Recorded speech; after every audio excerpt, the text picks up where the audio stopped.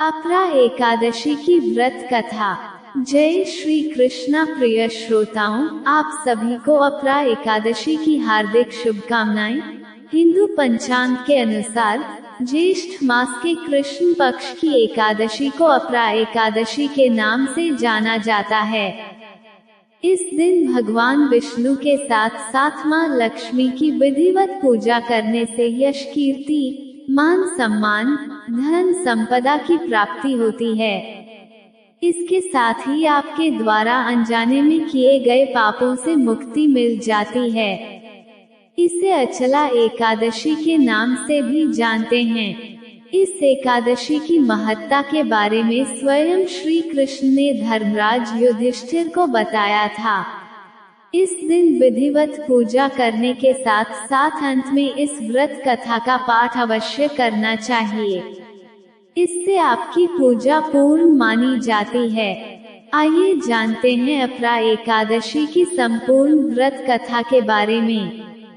युधिष्ठिर ने श्री कृष्ण से पूछा, हे जनार्दन, ज्येष्ठ के कृष्ण पक्ष में किस नाम की एकादशी होती है? मैं उसका महात्म्य सुनना चाहता हूँ। कृपया इसके बारे में आप मुझे बताएं।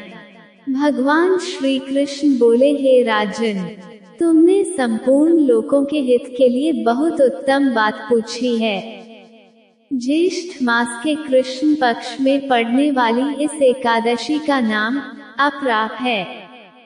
ये बहुत पुण्य देने वाली और बड़े बड़े पातकों का नाश करने वाली मानी जाती है। ब्रह्मा हत्या करने वाला, गोत्र की हत्या करने वाला, गर्भस्थ बालक को मारने वाला, पर स्त्री लंपट पुरुष भी अपरा एकादशी के सेवन से निश्चय ही पाप रहित हो जाता है। जो झूठी गवाही देता, माप तोल में धोखा देता, बिना जाने ही नक्षत्रों की गणना करता और कूटनीति से आयुर्वेद का ज्ञाता बनकर वैद्य का काम करता है, ये सब नरक में निवास करने वाले प्राणी हैं। परंतु अपरा एकादशी व्रत रखने से ये भी पाप रहित हो जाते हैं।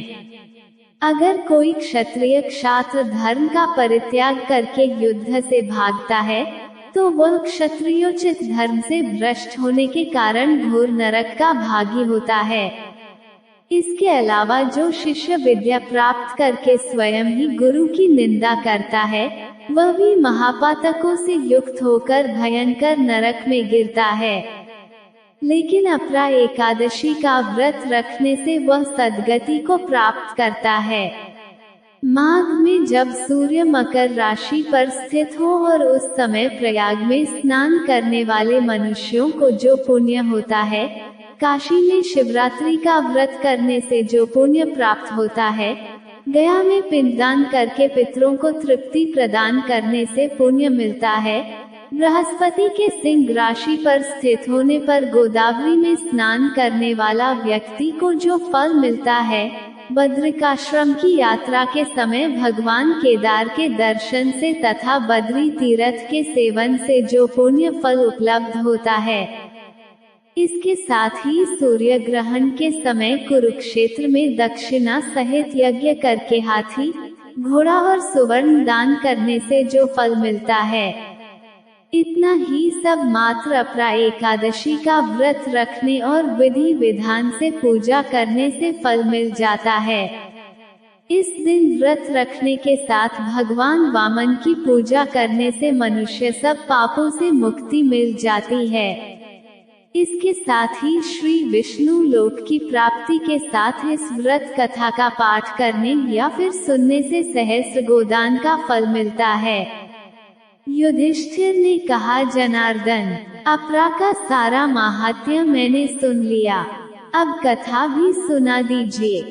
श्री कृष्ण कहते हैं, हे राजन, प्राचीन काल में महीध्वज नामक एक धर्मात्मा राजा था, लेकिन उसका छोटा भाई वज्रध्वज बड़ा ही क्रूर, अधर्मी तथा अन्यायी था।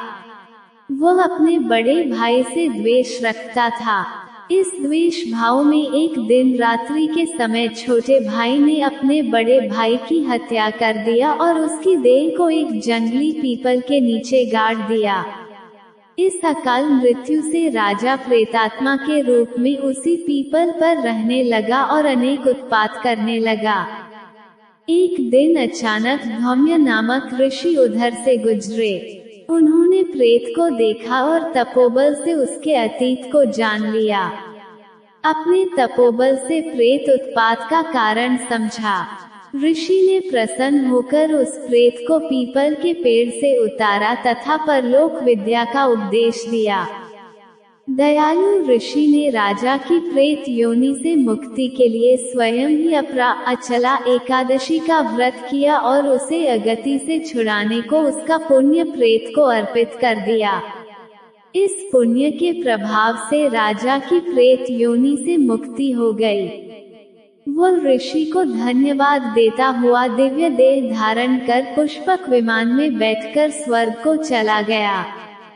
हे राजन, यह अपरा एकादशी की कथा मैंने लोकहित के लिए कही है। इसे पढ़ने अथवा सुनने से मनुष्य सब पापों से छूट जाता है।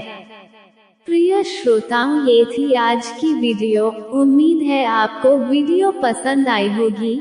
वीडियो को लाइक जरूर कीजिएगा। कल फिर मिलते हैं एक नई वीडियो के साथ। तब तक राधे राधे।